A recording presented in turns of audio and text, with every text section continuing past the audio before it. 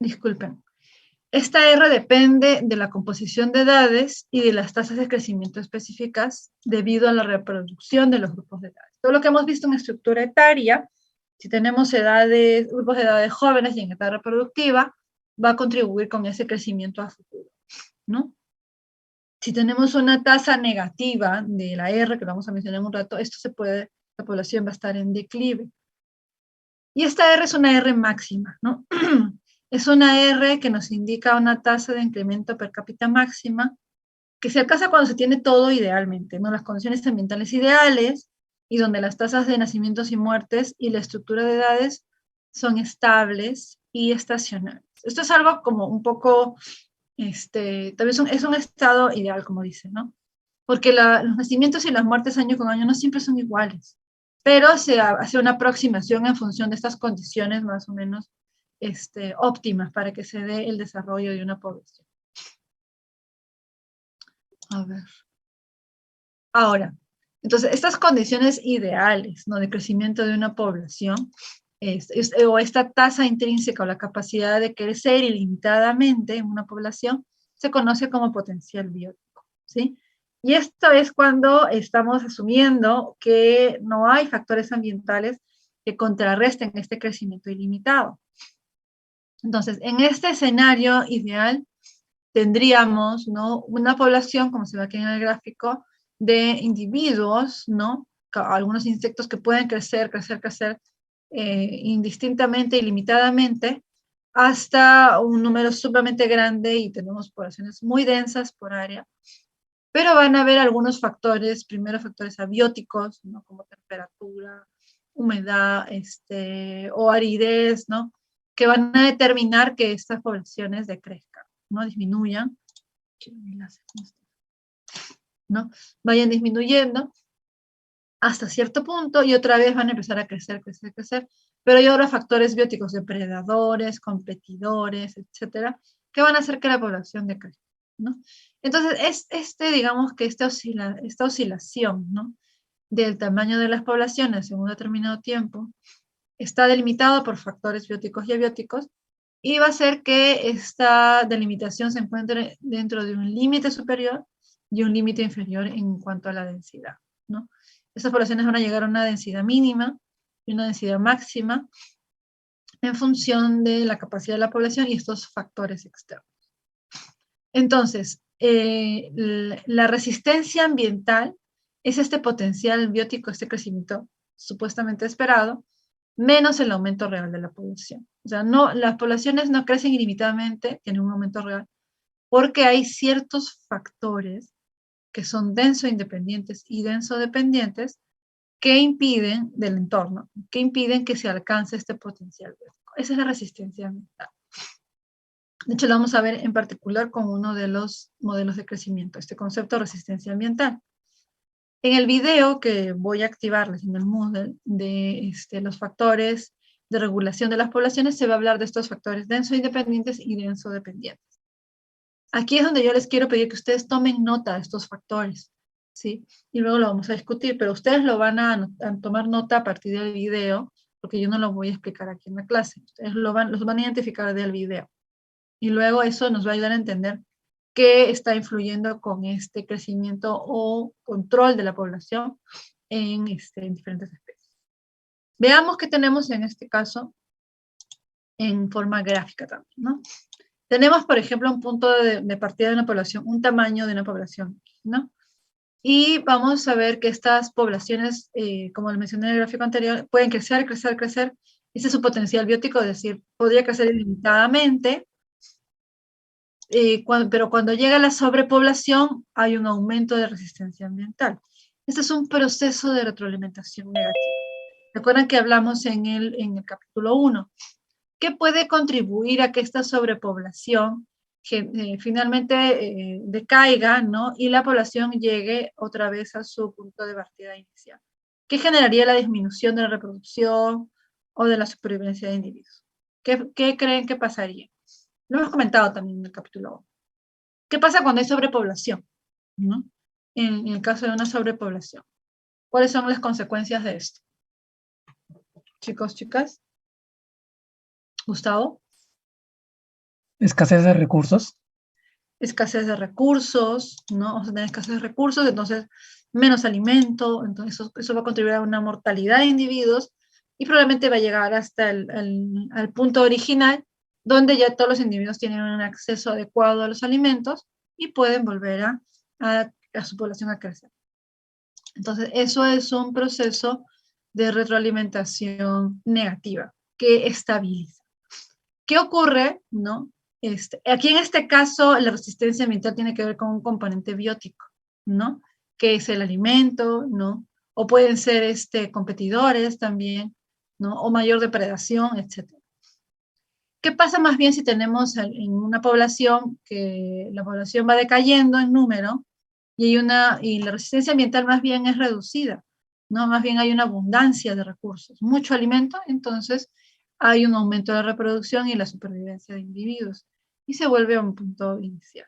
Entonces puede ser que haya un aumento de resistencia ambiental o que haya una reducción de la resistencia ambiental. Muy bien. ¿Dónde está? ¿Me pueden decir la hora? Ah, no, acá está. Ya. Avanzamos un poquito más y luego hacemos una pausa, ¿sí? Entonces, vamos a empezar a hablar de los modelos de crecimiento, ¿no? Y en el caso, vamos a iniciar hablando de las características que contribuyen con que una población crezca y crezca rápidamente. En el caso del crecimiento exponencial, que ahorita vamos a ver en detalle, hay una influencia del alimento, del espacio, de los nutrientes, etcétera, que hace que las poblaciones se desarrollen muy, muy rápido. Pero esto va a depender, van a haber diferentes tasas de reproducción, ¿no? En animales, en plantas, en bacterias, etc. ¿Cuál sería el patrón de crecimiento resultante? Vamos a tener las tasas de crecimiento de una población es lenta generalmente en el principio y después va experimentando un incremento progresivo, es decir, se va a acelerar. Cuando hay recursos abundantes, las poblaciones pueden crecer de manera exponencial, rápidamente, acelerada. Y el crecimiento de las poblaciones de los organismos con reproducción a pulsos va a ser descrito en el modelo exponencial, que les voy a mostrar más adelante, con un ejemplo en concreto. Entonces, ¿qué pasa en este modelo de crecimiento poblacional exponencial? Este modelo de crecimiento se da cuando hay una natalidad que supera la mortalidad y la población está en crecimiento, ¿no? Si tenemos B mayor a M, nuestra R es mayor a 0. La R es la tasa de crecimiento, recuerden que R es igual a B menos M. Se trata de un modelo de crecimiento donde las poblaciones no son densodependientes. ¿Por qué? Porque a medida de que la población crece, ¿no? Tenemos una N grande, el crecimiento, digamos, sigue siendo alto. A mayor número de individuos, mayor número de descendencia, mayores individuos. Ese es un proceso de retroalimentación positiva, ¿sí? Positiva. O sea, no estabiliza la población, sino que crece, crece, crece, crece. Eso es un proceso de retroalimentación positiva. Y en estos casos, son especies que tienen mucha descendencia, pero que no tienen una adaptación para criar a la descendencia, sino que tienen cientos de individuos de descendencia y porque alguno de estos sobrevivirá, ¿no? Invierten mucha energía en dejar descendencia y poca energía en cuidados. Y se da cuando también son escenarios ambientales donde hay gran disponibilidad de recursos y se trata principalmente de especies generalistas. Esto también lo podemos ver especies con poblaciones de crecimiento exponencial en momentos históricos del pasado, cuando han existido algunos escenarios o hábitats donde se da la colonización, ¿no? Por ejemplo, este es el caso del pino silvestre de regiones de Gran Bretaña y del norte de Gran Bretaña, donde utilizando la palinología, ¿no? La paleopalinología, de los restos de atrás, más o menos 10.000 años, se ha podido ver, ¿no? Poder calcular los índices del tamaño de la población, ¿no? Con los sedimentos de los lagos de esta zona norte de Gran Bretaña. Entonces, más o menos hace unos 9.500 años inició la colonización de esa región, No habían pinos en esa zona y aparentemente no tenían competidores. Tenía todo lo ideal para llegar y crecer rápidamente. Y entonces, después de la colonización, la población tuvo un proceso de crecimiento exponencial de 500 años, ¿no? De 500 años ha crecido rápidamente la población, como se puede ver en esta curva. Esta forma de las curvas se conoce como, le da el nombre al modelo, que es el modelo de crecimiento J. Me parece una J. Y vemos este tipo de cosas. ¿No? Tenemos en el tiempo, el número de individuos aumenta rápidamente, y aquí indicamos que mientras hayan recursos disponibles, esto va a crecer, ¿no?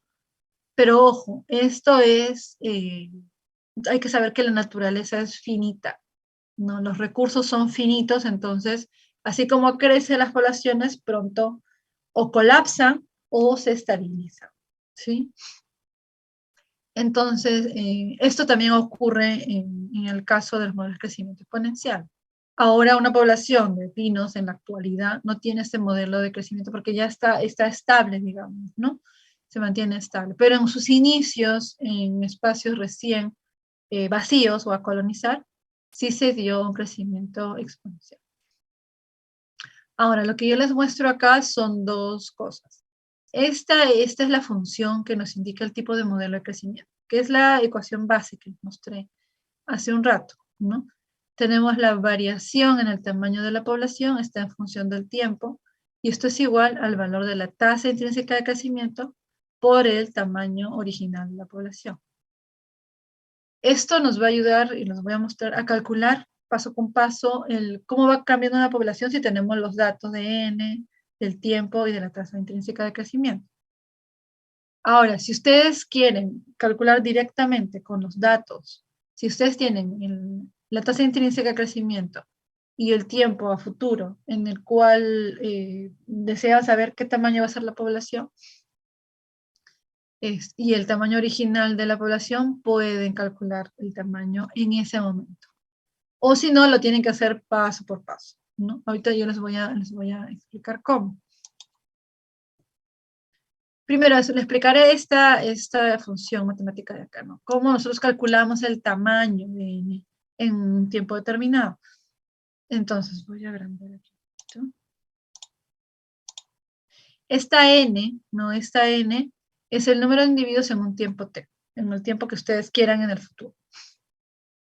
Esta N en el tiempo T es igual al número inicial de individuos, ¿no? Multiplicado por la base de los logaritmos neperianos, que es esta E, que tienen que elevar a la potencia de RT, ¿no? R es la tasa intrínseca de crecimiento per cápita, la R máxima que dijimos, como descendencia por intervalo de tiempo. Y la T es el número de intervalos de tiempo, pues horas, días, años, etcétera, lo que ustedes estén evaluando dependiendo de la especie con la que estén trabajando. Y este es otro caso de una especie en este caso de renos reintroducidos, ¿no? En una región donde no habían renos o se habían perdido, donde su población a partir de más o menos eran 32 individuos originalmente, ¿no? Creció de manera exponencial hasta superar los 2000 individuos en un periodo de más o menos 30 años, que es enorme, ¿no? Este crecimiento drástico o acelerado se dio en una reintroducción, ¿no?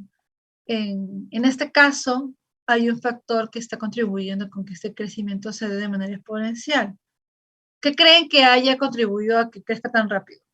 ¿Qué le faltaría a este ecosistema para que este reno, su población se reproduzca tan rápidamente? ¿Qué creen que está ausente? Chicos, chicas. ¿Por qué esta población de renos crece tan rápido? ¿Valesmi? Por la falta de depredadores. Por la falta de depredadores. Zonas donde hay ausencia, por ejemplo, de lobos, cosa que pasó mucho en Norteamérica hasta hace unos años, donde reintrodujeron los lobos, ¿no? Los herbívoros, que finalmente son depredadores de plantas, aumentaron mucho. Luego, en el caso de estos renos, lo que pasó, y es por eso les digo que la naturaleza es finita, ¿no? Esto duró un tiempo más, en la medida de que habían recursos disponibles, pero estos recursos en un momento que se agotaron porque se los acabaron. Entonces la población decae. Este decaimiento, lo vamos a ver en un momento, puede llevar a la extinción total o puede llevar hasta un momento de estabilidad. Con un mínimo de recursos, un mínimo de individuos, pues eso, ¿no? Entonces, por eso esto del crecimiento exponencial tiene también sus límites, no es completamente infinito. Ahora, aquí yo les pongo cómo se puede calcular paso con paso, cómo va cambiando la población, y ustedes lo pueden hacer o a mano o en un Excel, ¿no? ¿Qué cosa tienen? Este valor de la RNT, eso de aquí, es esta variación, ¿no? Eso es el delta N sobre el delta T. Entonces, si ustedes quieren saber cuál es su tamaño de población a futuro, necesitan calcular el valor de NT más esta variación en el tamaño con función del tiempo. ¿Qué se obtiene si ustedes tienen este valor de R y el NT inicial, que sí lo tienen, ¿no? Entonces, es un cálculo que pueden hacer progresivamente. Les voy a mostrar un ejercicio, un ejemplo muy ratito.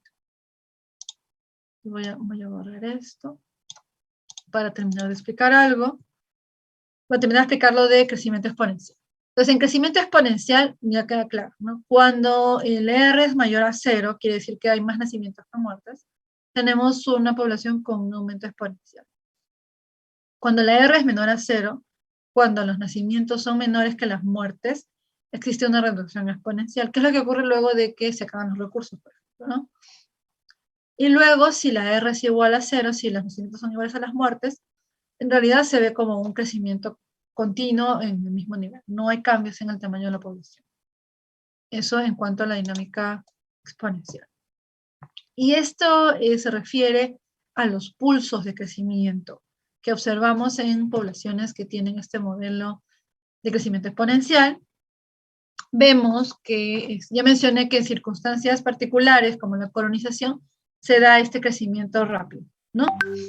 Cuando no hay restricción de recursos o competencia. Entonces hay rápidamente condiciones de crecimiento por entornos favorables. También puede observarse en ciclos de explosión demográfica, ¿no?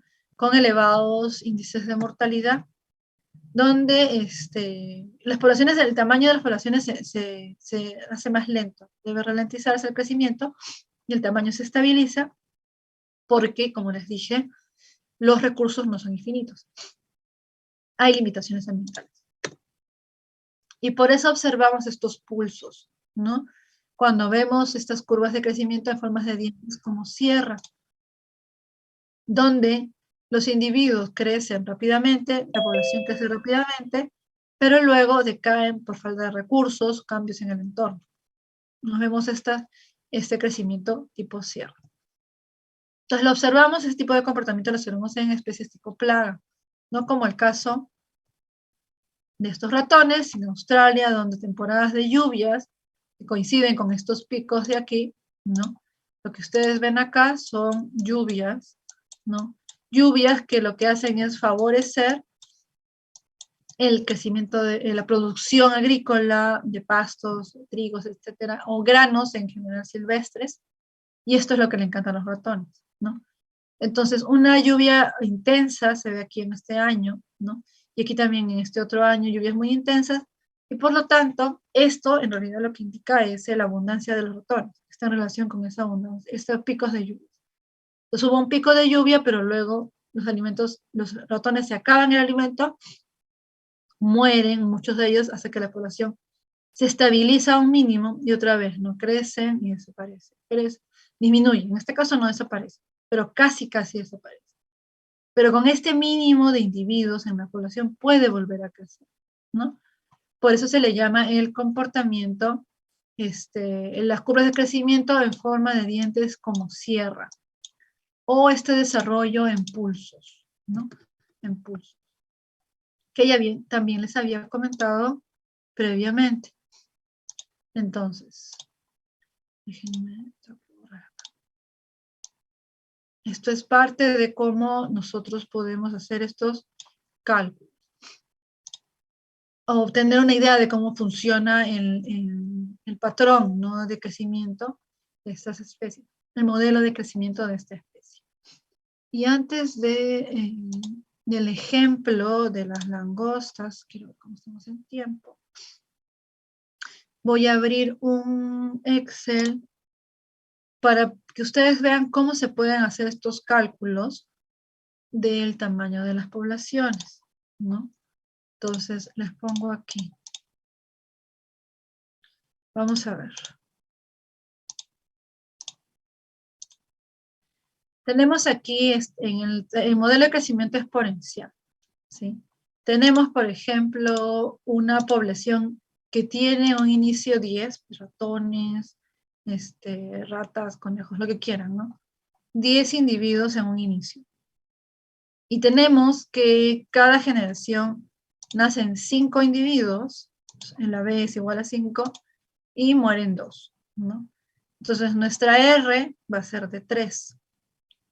Entonces, este 3 lo debemos, ¿no? Lo debemos multiplicar por el valor de la, acá está, miren. ¿Cómo calculamos el tamaño de la población?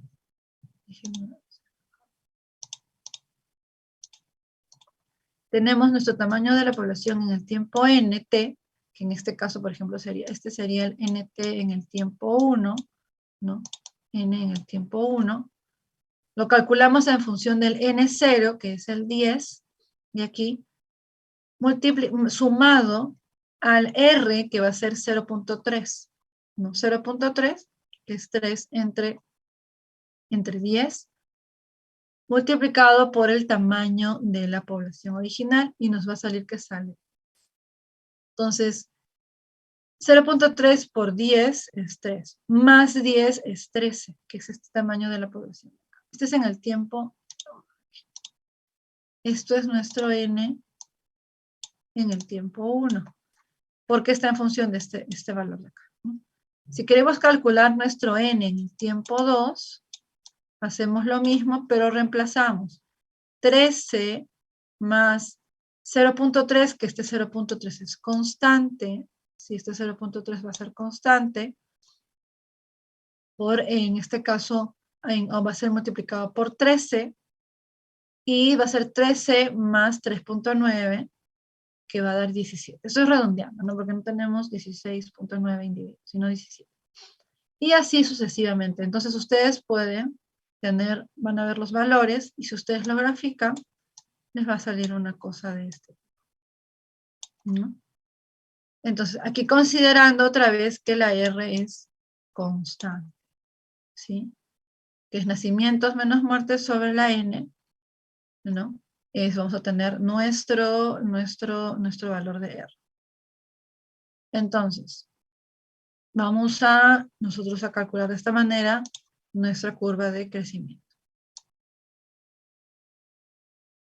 Ahora, quiero que veamos, ¿sí? Quiero que veamos con ustedes, y vamos a hacer una pausa, ¿sí? Vamos a hacer una pausa Recording stopped. de 10 minutos, y vamos a regresar para ver el ejemplo de las plagas de langostas, ¿no? La plaga de langostas en África y en Medio Oriente, y discutir un poquito más de este tema de modelo de crecimiento exponencial con este caso, con este estudio de caso, ¿sí? Entonces, nos vemos a las 9:41. Regresamos, por favor. Gracias a todos y a todas. Volvemos. Vamos.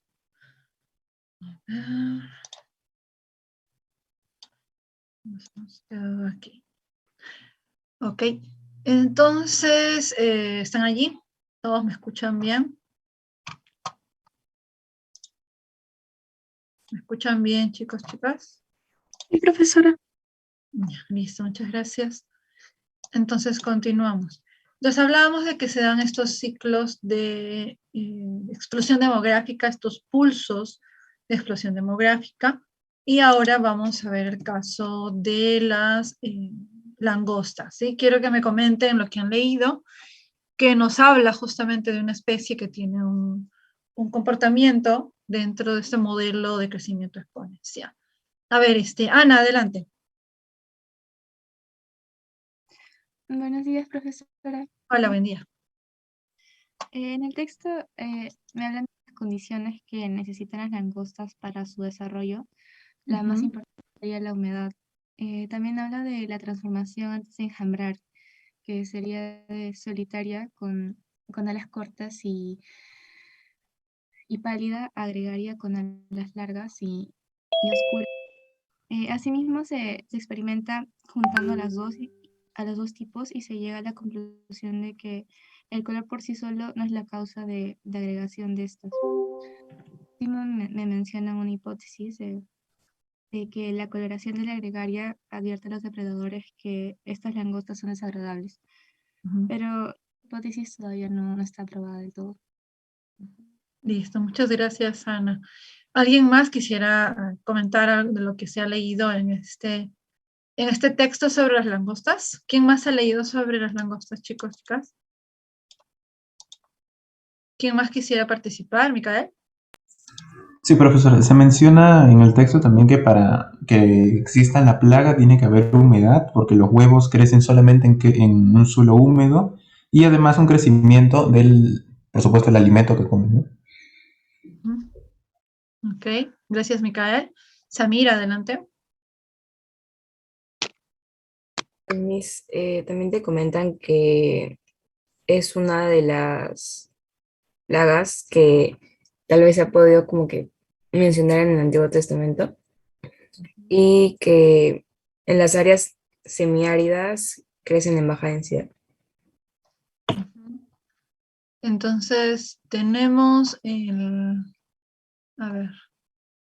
Ok, María Fernanda, adelante. Y ahorita hago un balance de lo que están comentando. Nos mencionan que el cambio de fase provoca un cambio de comportamiento, que las solitarias son repelidas por otras y que las gregarias se agregan activamente. Ok, gracias, María Fernanda. Saraí, ¿quieres agregar algo? Algo sobre estos mapas o gráficos que están aquí también, chicos, chicas. Sí, sí, profesora. Bueno, otra cosa más es que también eh, las plagas colapsan cuando regresan, bueno, en sí, ¿no? Al clima seco y eso hace que se dificulte la producción de las langostas. Entonces hay una limitante en cuanto a la humedad, ¿no? La humedad es una limitante para el desarrollo de estas. Hay explosiones demográficas que hemos hablado, ¿no? Cuando hay lluvias pronunciadas, o sea, lluvias más fuertes en estas regiones. ¿Quién puede interpretar qué cosa es este cuadro de arriba y este gráfico de acá y esta figura, este mapa aquí abajo? ¿Quién quisiera complementar algo aquí? ¿Se acuerdan qué cosa quería decir ambos? Profesora, sobre el mapa, la distribución geográfica dice que se ubican al norte de África, Oriente Medio e India. Ajá. Brigitte, adelante, ¿quieres complementar? Acá que en el gráfico se denomina a los brotes que hubo cada año de las plagas de langosta. Ujú. Ok, ¿alguien más quisiera complementar algo? ¿Por qué se ve aquí esta foto con las cabras? ¿Por qué es importante esta relación con las cabras? ¿Valesmi? Porque las langostas abarcan gran vegetación y también hay una lucha por el territorio. Se vuelven competencia, ¿no? Para las cabras. Brigitte, ¿quieres agregar algo más? Sí, creo que también se muestra porque en la parte en la que les podía afectar, porque se observa que también, bueno, la cantidad de langostas que podía haber en un lugar. Entonces, hay repercusiones económicas muy fuertes. Las cabras, parte de la ganadería de las zonas áridas, son animales muy resistentes, pero las cabras comen plantas y las langostas también, pero las langostas están en cantidades enormes. Entonces, son competidoras, ¿no? Y al ser depredadoras, o son herbívoras las langostas, le dejan sin alimento a las cabras. Entonces, se generan consecuencias de tipo económica fuertes, ¿no? Entonces, voy a un poco precisar lo que han ustedes comentado. Tenemos este gráfico de acá, donde se puede ver las barras, nos indican el número de países que han estado afectados por los brotes de la langosta, ¿no? Con mayores datos después de inicios del siglo pasado, aquí hay datos en líneas punteadas que no se tienen datos concretos, pero se especula de que las cifras son mucho mayores, es decir, mayor cantidad de países se vieron afectados por esas infestaciones, ¿no? Y que tiene que ver también con eventos de lluvias intensas que atraen, ¿no? Se genera mayor desarrollo de cultivos, se genera mayor desarrollo de granos naturales, silvestres, y esto atrae a las plagas, ¿no? Y en general de plantas, ¿no? Plantas sobre todo. Y donde la agricultura, o sea, una buena lluvia produce una buena cantidad de granos agrícolas, y eso atrae también a las plagas, entre estas las langostas. Lo que vemos en esta parte del mapa, ¿no? Toda la parte que está en verde, no tiene condiciones físicas bastante particulares, como ya mencionaron ustedes, que hace que esta langosta se quede allí en manera de como latencia, ¿no? O esperando un momento favorable ambiental, ¿no? Entonces están en estas zonas que son zonas muy áridas, ¿no? Son zonas muy áridas y de ahí no salen a menos de que vengan estas lluvias fuertes.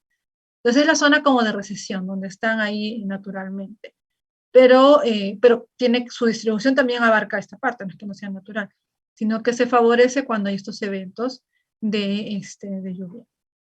Y como ustedes mencionaron, hay un cambio morfológico característico al momento de que se da esta explosión demográfica por mejores condiciones ambientales y por su relación con el entorno o posibles competidores o depredadores, ¿no? En realidad son tantas estos individuos de la población de la langosta que difícilmente se va a poder controlar por algún tipo de depredador, ¿no? Entonces, hay un tema aquí, fíjese que llega hasta España, ¿no? Que llega hasta España. Y como mencionaron, es un insecto que tiene una historia de miles de años en el registro humano, ¿no? Pero estos son especies que tienen millones de años en estas partes, porque están adaptadas a estas condiciones, ¿no? Y con un evento favorable se salen. Y fíjense el impacto, ¿no? En términos de distribución geográfica de la plaga, ¿no? Por eso se puede contar el número de países, son una cantidad enorme de países afectados, llegan hasta la India, ¿no? Y hasta el extremo también, el extremo más al sureste de la China. Entonces es una plaga gigantesca. Ahora, en términos productivos, no solamente afecta, como mencioné, a las cabras, también afecta a la agricultura, ¿no? Ahora, si tomamos en cuenta, y aquí para ir adelantando un poco, el papel de esos ecosistemas áridos, que son muy importantes en esta región, ¿no? Y que a veces se piensa que, es árido, entonces no pasa nada, no hay nada, no, sí hay. Entonces, en este caso la langosta está en algún espacio que tiene algún tipo de vegetación o condiciones que les permite sobrevivir, ¿no? ¿Y qué pasa si nosotros empezamos a poner campos de cultivo en zonas donde no debería haber, ¿no? Y qué es lo que ha pasado en todo el mundo. Lo que se hace es sembrar estos campos de cultivo, y estos campos de cultivo van a contribuir a hacer que la plaga también se transporte e incluso llegue a otras zonas más allá de sus zonas de influencia. Porque acá también van a haber campos de cultivo. Entonces, los campos de cultivo también se vuelven esta suerte de corredores de los bichos, ¿no? No sé si discutimos el video de los corredores biológicos, chicos. ¿Lo llegamos a discutir? Me parece que no. ¿Lo llegamos a discutir, el video de corredores biológicos? Para que no se me vaya a pasar. ¿Alguien? Y tampoco lo de los linces, ¿no es cierto? Me estoy olvidando. A ver, recuérdeme lo de los linces, tampoco lo hemos visto. ¿O sí lo llegamos a ver? No, tampoco, profesora. Tampoco. Ok, entonces al final de la clase vamos a retomar lo del lince ibérico y lo de los corredores. Porque acá otra vez se ve este tema de los corredores, ¿no? O sea, la agricultura puede ser parte de corredores para plagas y enfermedades, pero también hay una opción de generar corredores con árboles, ¿no? Eso lo vamos a ver después, que más bien contribuye a tener a los controladores biológicos de las plagas y otras cosas. Sí, eso me falta discutirlo, no quiero que se me vaya a pasar. Entonces, los desiertos, ¿no? Volviendo al tema de la langosta, los desiertos albergan diversidad biológica, y esa diversidad biológica se está concentrada. Si nosotros transformamos esos desiertos y los hacemos más productivos que lo que ya son, eso incrementa la abundancia de ciertas especies que pueden ser perjudiciales para otros ecosistemas, como los ecosistemas agrícolas, ¿no? Entonces, si ponemos campos de cultivo en el norte del país, nuestro país, como los que se están poniendo en las zonas donde antes había algarrobos, ahora hay uvas, hay páprica, hay un montón de cosas, viene una plaga y arrasa con todo, ¿no? Entonces, hay que tener en consideración el papel de los ecosistemas áridos. Y esto, cuando piensen en las langostas, lo van a recordar. Hay otro tipo de, no sé, no creo que sea la misma especie, pero debe ser la familia, ¿no? De langostas que ha tenido un brote fuerte en los últimos 2 años, me parece, en Argentina, ¿no? Y en Argentina, este bicho ha sido también devastador en los campos de cultivo. Recuerden lo que vimos en el capítulo 2 de estos campos de cultivo de soya que se han establecido donde antes había bosques, ¿no?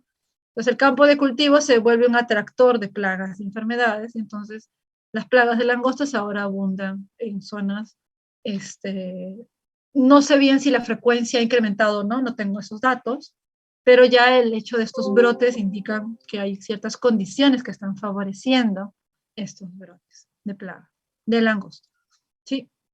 Entonces ya no está tan lejos el problema de nosotros, para tenerlo también en consideración, ¿ok? Muy bien.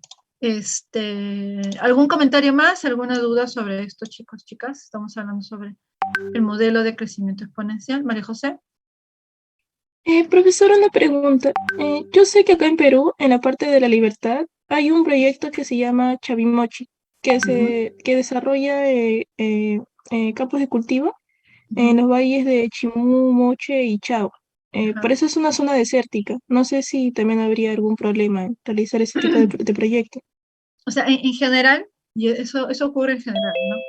En cualquier, no solamente en zonas áridas, en cualquier sistema productivo intensivo, ¿no? Como la agricultura intensiva a gran escala, se vuelve un foco de atracción de plagas, porque tienes concentrado un montón de alimento para las plagas, sean pulgones, sean bichos, ¿no? Entonces se vuelve un atractor. El tema de las zonas áridas es que si hay especies como estas, que en algún momento podrían aparecer, ¿no? En el norte no hay langosta, por ejemplo, no hay, no, hasta donde tengo entendido.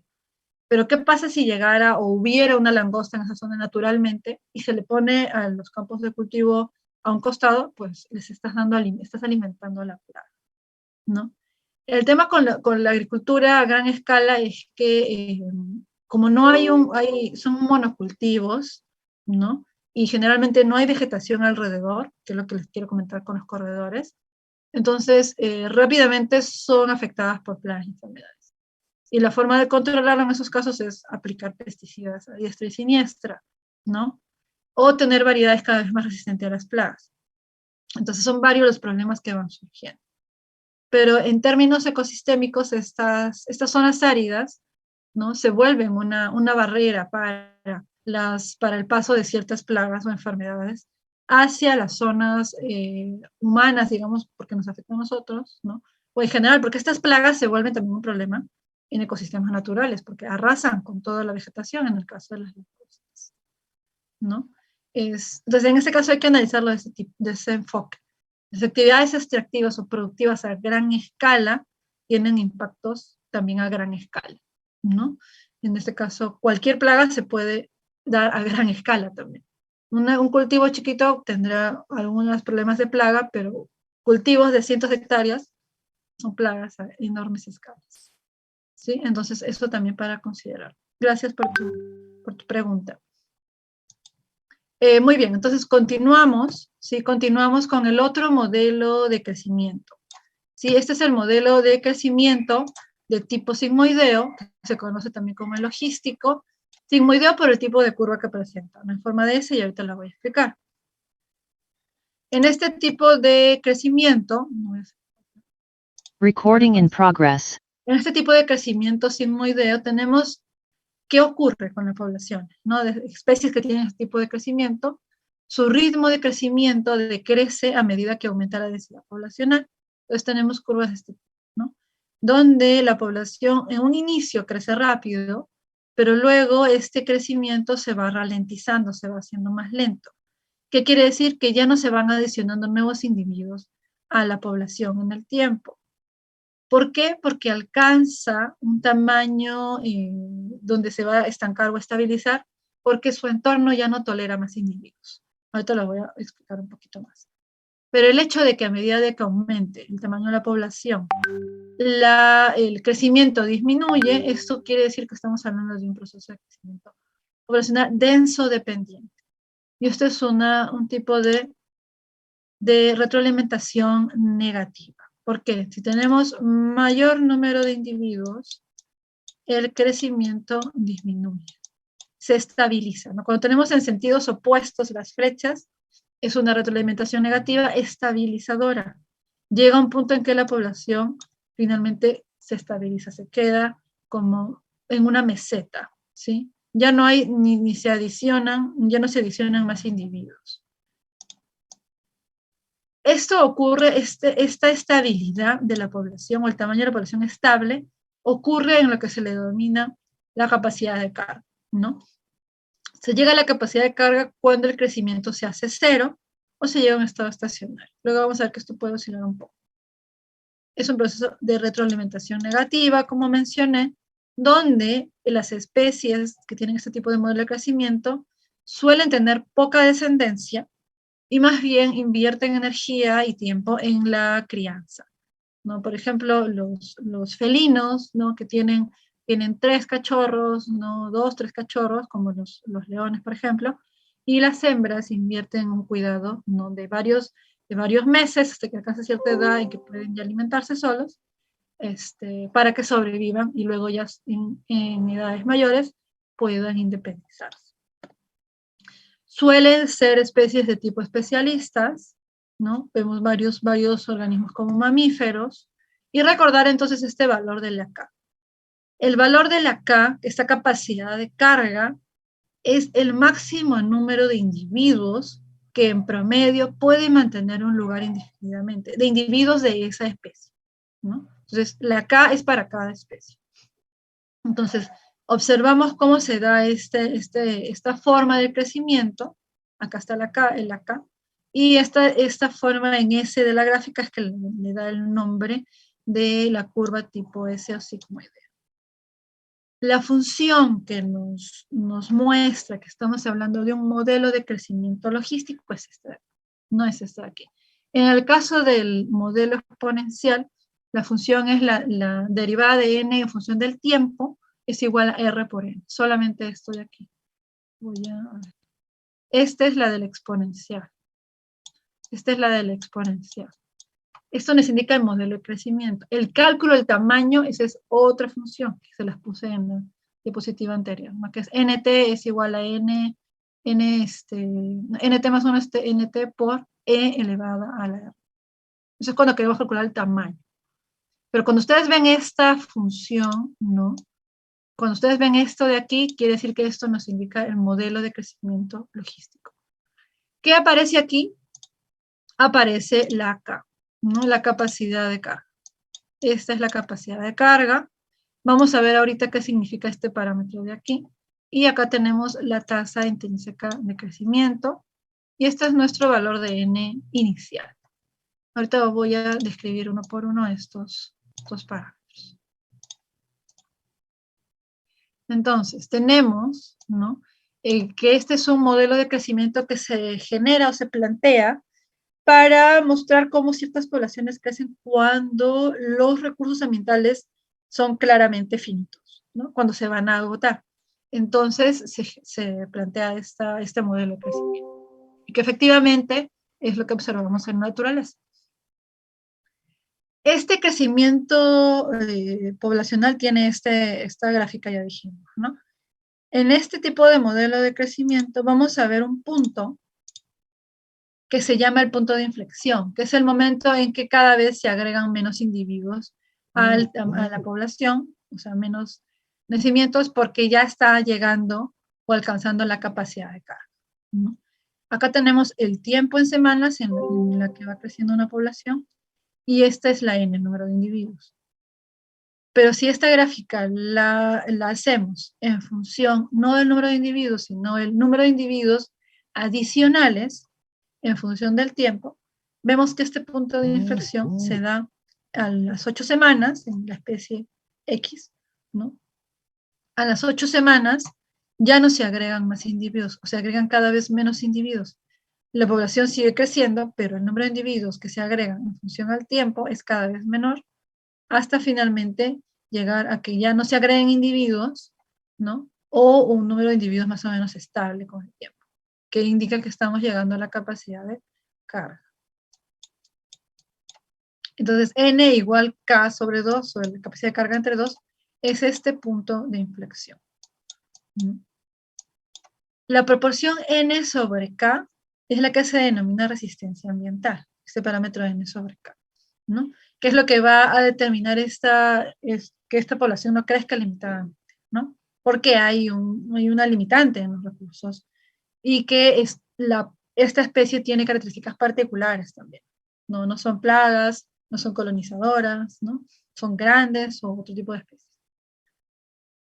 Entonces, la capacidad de carga se alcanza cuando toda la energía disponible entrante, es decir, todo lo que esta energía lumínica es transformada por los productores primarios, ¿no? Toda esa energía se necesita para sostener a todas las estructuras, a todos los individuos de esa población, ¿no? Entonces, todo lo que entra va a ser consumido, entonces ya no se puede agregar individuos, más individuos, porque si no la población se va a empezar a quedar sin recursos y colapsaría. Ahora, veamos qué pasa con el cálculo, ¿no? En este caso es el modelo que nos indica que estamos hablando de un crecimiento logístico. Tenemos, ¿no?, que este modelo nos dice que hay un cambio de número de individuos en función del tiempo y lo calculamos multiplicando la tasa intrínseca de crecimiento, nuestra R, con el tamaño de la población original, ¿no?, por 1 menos n, que es el tamaño de la población, sobre la capacidad de carga. Y esta n sobre k es nuestra resistencia ambiental.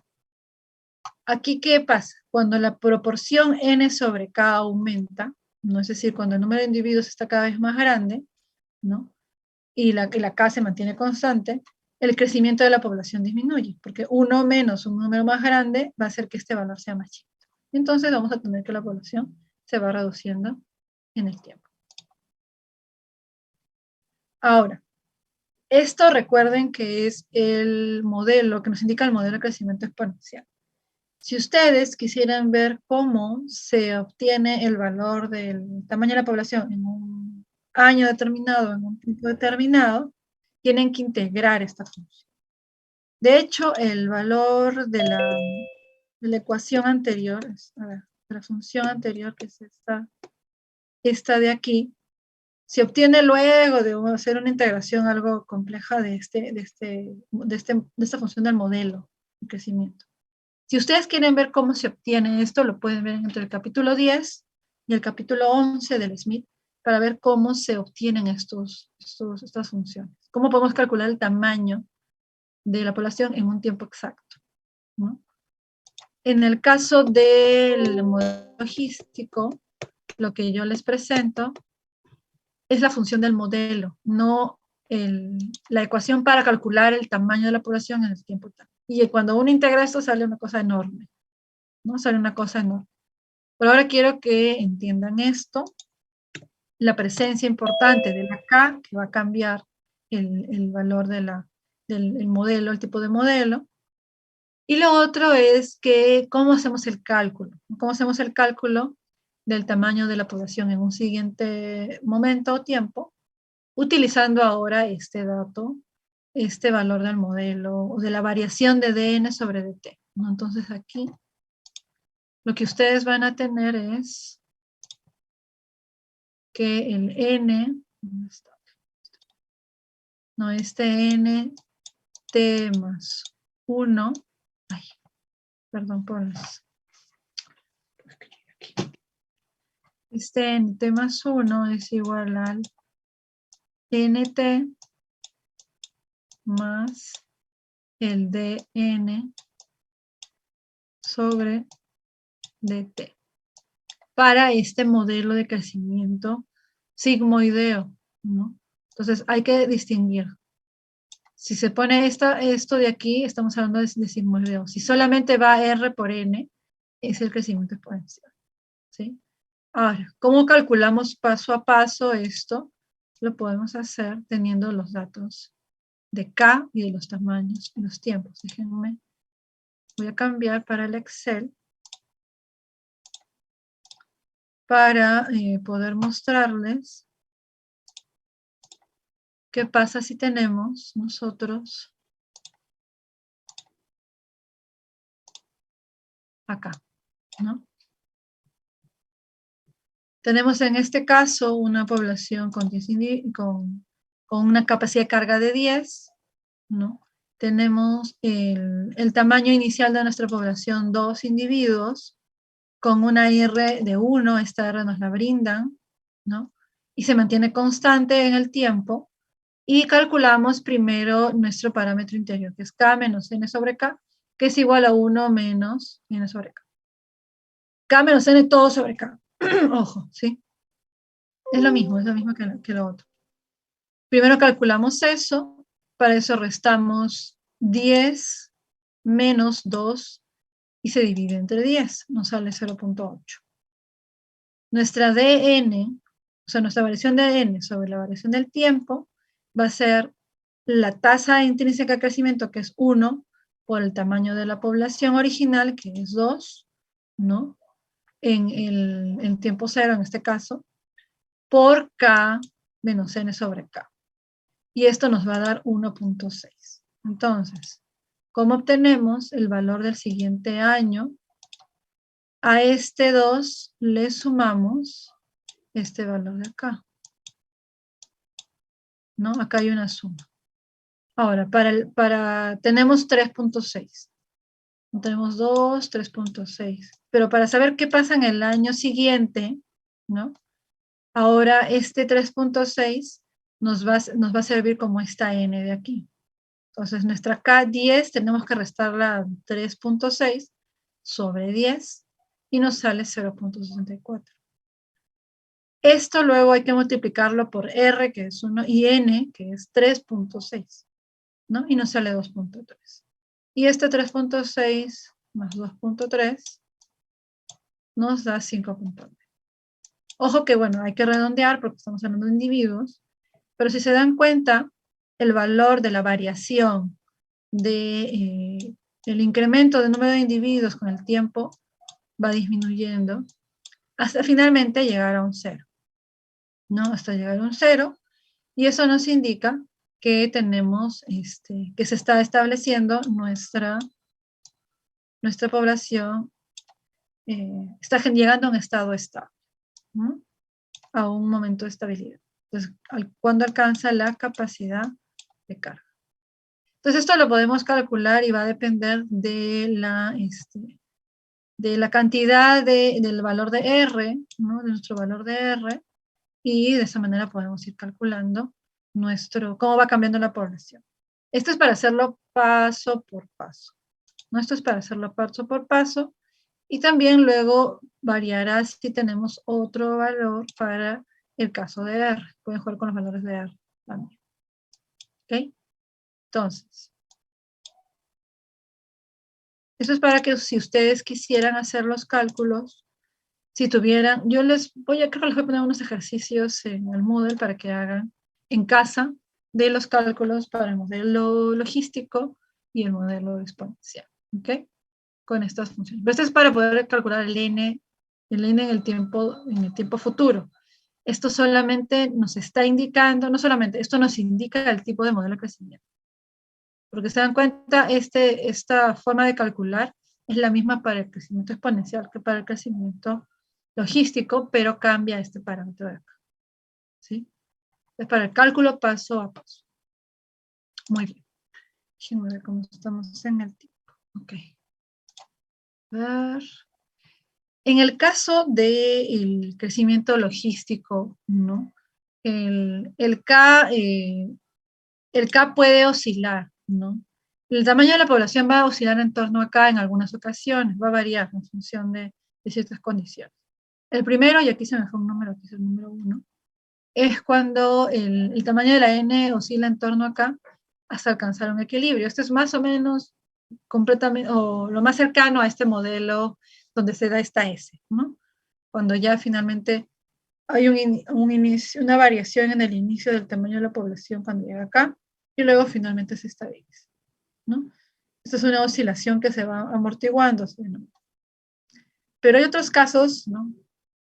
La naturaleza es compleja, donde lo que tenemos es que al variar la R, la tasa intrínseca, que puede ser, las oscilaciones de la población ya no tienden hacia acá, sino que se mantienen indefinidamente moviéndose entre un límite superior y un límite inferior.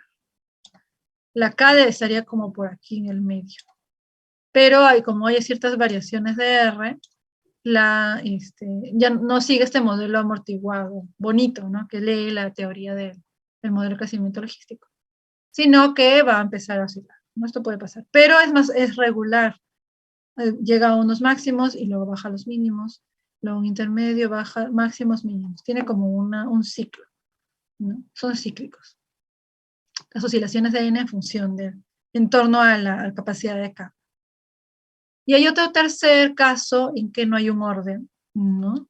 En la población en cuanto a cómo oscila el tamaño de la población alrededor de K, ¿no?